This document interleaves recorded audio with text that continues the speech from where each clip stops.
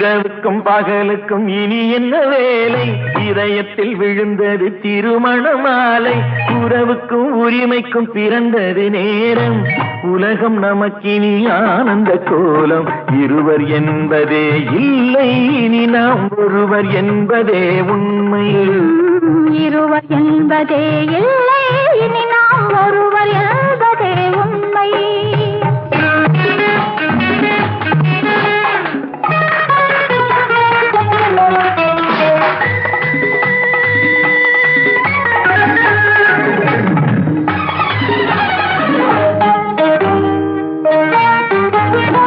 பாதி கண்களை மூடி திறந்து பார்ப்பதில் இன்பம்.